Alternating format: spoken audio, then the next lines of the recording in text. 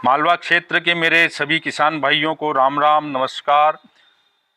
साथियों, हम देख रहे हैं चिंताओं की लकीरें आपके ललाट पर और सभी चिंतित हैं। वर्षा की खेंच लंबे समय से बनी हुई है और जिस मात्रा में जिस तरीके से इन दिनों बारिश होना चाहिए थी, बारिश हुई नहीं है और खेतों में जो हमारी सोयाबीन की फसल खड़ी है वह लगभग खराब होने की कगार पर है। यानी हम कह सकते हैं कि किसानों के मुंह में आया हुआ निवाला छीनने जैसा लग रहा है। तो अब हम इस खड़ी हुई सोयाबीन को कैसे बचाएं, इसकी किस प्रकार से देखभाल करें, कैसे इसकी सिंचाई करें, क्योंकि हमारे पास पानी बहुत कम है कुओं में। जब कुओं में झांक कर हम देख रहे हैं तो बिल्कुल पाताल में पानी दिखाई दे रहा है। तो इतने कम पानी में हम सोयाबीन की सिंचाई कैसे करें, क्योंकि सोयाबीन के खेतों में जब हम बुआई करते हैं उस समय कोई क्यारियां नहीं बनती हैं जिससे कि पानी आसानी से सारी फसल को पहुंच सके, ऐसा नहीं होता है। हमारी नज़रें जब आसमान की तरफ जा रही हैं तो कोई आसार नहीं दिख रहे हैं कि इन दिनों बारिश हो जाए। तो बारिश होने के आसार बहुत कम हैं और हमें अपनी फसल को बचाना है। तो हम अपनी फसल को कैसे बचाएं, किस प्रकार से इसकी सिंचाई करें, इस बात को लेकर हमने कुछ विशेषज्ञों से भी बात की। तो उनका कहना है कि भाई पानी बहुत कम है और वाटर पंप के जरिए से यदि आप पानी देते हैं तो कुएं का पानी पूरा खाली हो जाएगा, लेकिन खेत में जहाँ तक हमें पानी पहुँचाना है पानी पहुँच नहीं पाएगा।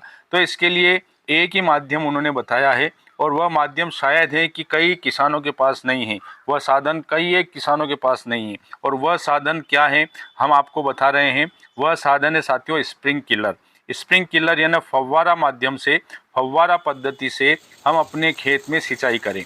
इससे फ़ायदा ये होगा कि पत्तों तक पानी पहुँचेगा, पत्ते पानी में नम रहेंगे तो दिन भर की गर्मी से भी वो सूखेंगे नहीं, पीले नहीं होंगे, उनमें नमी बनी रहेगी। हरित लवक अपने प्रकाश संश्लेषण की क्रिया को बहुत अच्छे से कर पाएगा।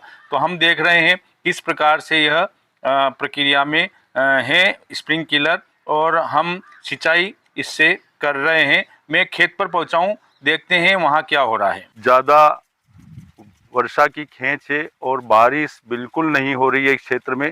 तो स्प्रिंकलर के माध्यम से होगा यह कि ये जो पत्ते हैं, इन पत्तों का जो हरित लवक है, यह जो हरापन है इनमें, तो यह जो पत्ते गीले रहेंगे तो गर्मी की मार इनके ऊपर कम पड़ेगी और ये हरे भरे बने रहेंगे। जब ये हरे भरे बने रहेंगे तो अभी जो फलियां लगने लगी हैं और इन फलियों में जो पकाव आने लगा है, बीज जो मजबूत होने लगा है इनके अंदर, वह स्थिति इनकी सुदृढ़ बनी रहेगी, अच्छी बनी रहेगी। तो इसके लिए स्प्रिंकलर एक अच्छा माध्यम है और इससे पूरे खेत में कम पानी से हम सिंचाई कर सकते हैं। इस फसल के बचाव का लगभग अभी यही एक उपाय दिख रहा है और जिन किसानों के पास भी यह साधन है इसका उपयोग ज़रूर करें और उपयोग करने के बाद में आप खुद देखेंगे कि कम पानी में हमने खेत को हरा भरा कर दिया है। चिंता तो बहुत लगी है, लेकिन अब क्या करें, कुछ किसानों के पास ऐसे साधन नहीं हैं। इन साधनों के नहीं होने की वजह से और स्प्रिंकलर सभी के पास नहीं होने की वजह से ज़्यादातर सोयाबीन खराब हो रही हैं। देखिए मैं भी पानी में भीग गया हूं और यही एक प्रयास है, इस फसल को बचाने का कोशिश की जा रही है। इसी प्रकार से स्प्रिंकलर हो या स्प्रिंग जो गन होती हैं वह हो और इन सब के माध्यम से इन फसलों को बचाने की कोशिश की जा सकती है। तो साथियों, हम देख रहे हैं कि अभी सोयाबीन की जो फली हैं वह लगभग आ चुकी हैं, लेकिन उनकी कमजोरी बनी हुई है। पत्तों और जड़ों के माध्यम से जो उनको अंदर भोजन प्राप्त होना है, उनका सुदृढ़ीकरण होना है, वह उनका सुदृढ़ीकरण नहीं हो पा रहा है। पानी की इस कमी की वजह से बहुत ज़्यादा चिंता का विषय बना हुआ है। लेकिन ये जो सिंचाई के जो साधनों की जहाँ तक हम बात कर रहे हैं, यदि हम इस प्रकार के साधनों से, सिंचाई के स्प्रिंकलर जैसे साधनों से यदि हम खेत में खड़ी फसल को बचा सकते हैं तो संभावना पूरी बनी हुई है कि यह फसल बच सकती हैं। इसी प्रकार से कई हमारे साथी जो हैं वह इल्लियों से परेशानी को देख कर के कुछ कीटनाशक दवाइयाँ छिड़क रहे हैं। हमारे बीच में एक साथी हैं, हम उनसे पूछना चाह रहे हैं कि वो प्रकार के साधनों का और किस प्रकार की दवाइयों का उपयोग कर रहे हैं। क्या नाम है आपका? दशरथ राठौर। हाँ, अभी ये किस प्रकार का छिड़काव हो रहा है? ये इल्ली का कर रहे हैं, फाल्ट उड़ा रहे हैं पाउडर। हाँ। इससे इल्ली खा रही है फलियों की, तो इससे क्या कि इल्ली खत्म हो जाएगी। तो इल्लियों के बचाव की वजह से ये, अच्छा चूहे तो परेशान नहीं कर रहे हैं? चूहे भी कर रहे हैं। इसके लिए क्या करोगे? इसके लिए कुछ दवा लाएंगे। तो ये जो अभी पानी की खेत चल रही है, हाँ। इसमें क्या चिंता है आपको इस फसल की? कितनी? पानी से बहुत नुकसान हो रहा है। मुआवजा दे सोयाबीन का कुछ भी अच्छा, ऐसा सुना है कि मुआवजा नहीं मिलता है इसका? नहीं मिलता है ना। पहले पहले इसमें कीटनाशक की डाली नहीं, इल्ली की। हाँ लिक्विड वाली। हाँ हाँ। कौन सा बीज है? ये 9560 है, काली फरी का। 9560। सोयाबीन 9560 काली फली का बीज इन्होंने यह उपयोग किया है। तो किसान भाइयों, आप देख रहे हैं जैसा कि हमने पहले बताया था कि स्प्रिंकलर पंप से भी इसकी सिंचाई हो रही है सोयाबीन की। वो में पानी इतना पर्याप्त नहीं है कि पूरी फसल को पर्याप्त पानी मिल सके। अब तो भगवान भरोसे ही है, और जिस प्रकार से किसान की समझ होती है वह अपने प्रयास कर रहे हैं। कोई कीटनाशकों का छिड़काव कर रहे हैं, तो कोई समय पर उसको पानी उपलब्ध करवाने की कोशिश कर रहे हैं। साधन इतने नहीं है मालवा क्षेत्र में कि जहां उन साधनों के जरिए से इतनी बम्पर फसल को बचाई जा सके। तो किसान भाइयों, स्प्रिंकलर जैसे साधनों से कृत्रिम वर्षा करके इस फसल को बचाई जा सकती है।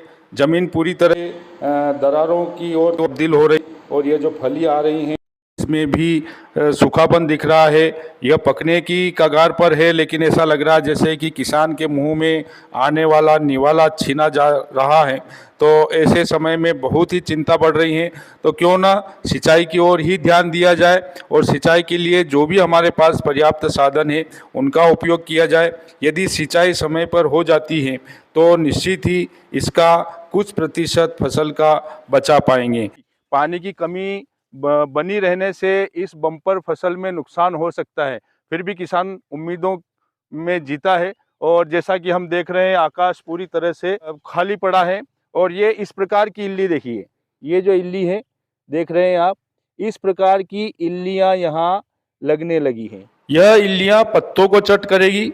पत्तों में अभी से यह छिद्र देख रहे हैं आप, इस तरह से धीरे धीरे यह पत्तों को खा जाती है। और पत्तों के साथ ही साथ यह जो फली लग रही है, ये जो सोयाबीन तैयार हो रही है, इसको भी चट करती है, तो नुकसान बहुत ज़्यादा होता है।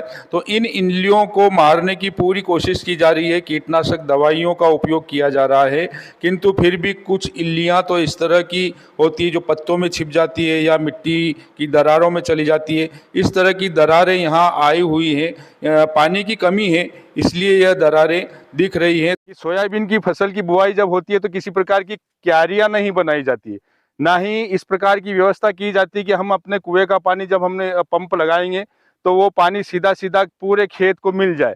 इसमें क्यारियां नहीं होती है, जिधर ढलान होती है खेत की पानी उसी तरफ जाता है, और जहां ढलान नहीं होती है पानी वहां नहीं पहुंच पाता है, और पर्याप्त पानी नहीं होने की वजह से फसल जो है पूरी तरह से पानी को प्राप्त नहीं कर सकती है। और पानी दे भी लेकिन कहाँ से, कुओं में पानी है नहीं, सारे कुएं लगभग अपने पाताल को दिखा रहे हैं। तो ऐसे समय में किसान बहुत चिंतित है, बहुत ज़्यादा चिंतित है। किसानों के प्रति संवेदना बरतते हुए, जो दवाइयों की वजह से, कीटनाशक या खाद या बीज की वजह से जो कर्जदार होते दिखाई दे रहे किसान, उनको राहत दी जाए, और राहत देने के साथ साथ किसानों के प्रति थोड़ी संवेदना बरती जाए, ताकि यह जो फसल खराब हो रही है किसान चिंतित नहीं हो। तो निश्चित ही शासन भी इस ओर ध्यान देगा। मालवा क्षेत्र में करोड़ों की जो फसल है सोयाबीन की, वह नष्ट होती दिखाई दे रही है।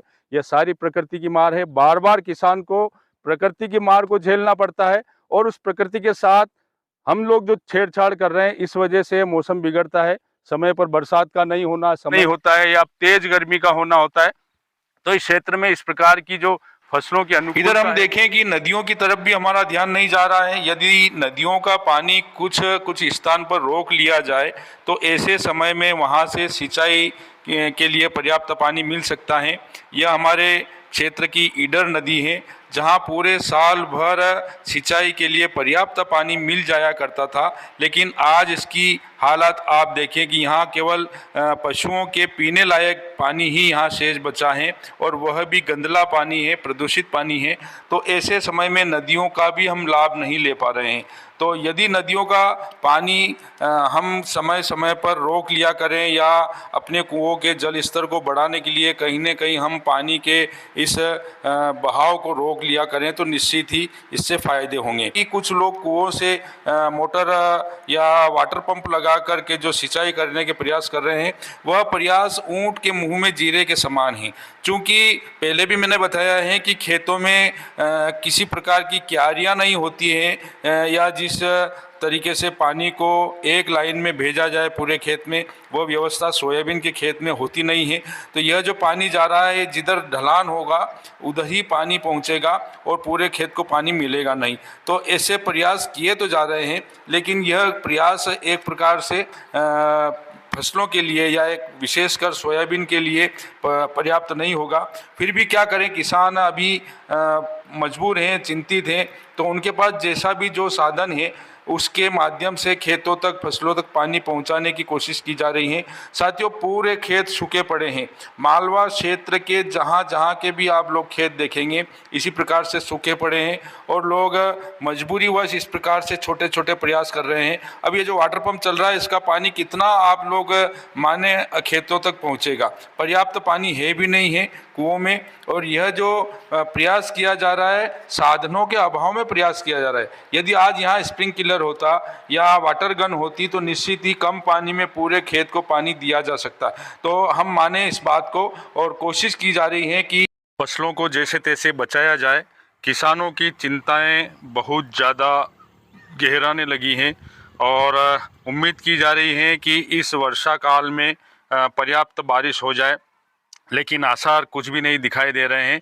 तो साथियों, हम आज आपसे इस माध्यम से यही कहना चाह रहे हैं कि जहाँ जहाँ भी इस प्रकार की फसलें खराब होती दिखाई दे रही हैं, वहाँ किसानों के पास जो भी साधन हो, जितना भी पानी हो, उस साधन से, उस पानी से इस ज़मीन को नमी देने का प्रयास करें, सिंचाई करने का प्रयास करें। हो सकता है आपके थोड़े थोड़े प्रयास से, आपने जो मेहनत की है, महंगे बीज आपने यहाँ खेतों में डाले हैं, महंगी दवाइयाँ, महंगे खाद आपने यहाँ डाले हैं, तो उसका कुछ प्रतिशत हमें उस अर्निंग प्राप्त हो जाए। तो ऐसे समय में चिंता करके घर में बैठे रहने की बजाय विशेषज्ञों से राय ली जाए, अपने पुराने साथियों से राय ली जाए, जो अनुभवी किसान हैं उनसे ज्ञात किया जाए कि इस फसल को हमें कैसे बचाना है। तो आपको यह वीडियो कैसा लगा ज़रूर बताएं और वर्षा आने के बाद में निश्चित ही हम सभी के चेहरों पर खुशियाँ दिखाई देगी। आप इस वीडियो को कहाँ से देख रहे हैं और कमेंट ज़रूर करें और मुझे बताएं। और आपके क्षेत्र में सोयाबीन की फसल की हालात कैसे हैं, वहाँ इसे बचाने के लिए क्या क्या प्रयास किए जा रहे हैं। किसान लोग यदि आपके कमेंट्स को पढ़ेंगे तो निश्चित ही उनको नई जानकारी प्राप्त होगी। तो साथियों, पूरा वीडियो देखने के लिए धन्यवाद। आप इसी प्रकार के मेरे वीडियो देखते रहें। जय हिंद, जय भारत।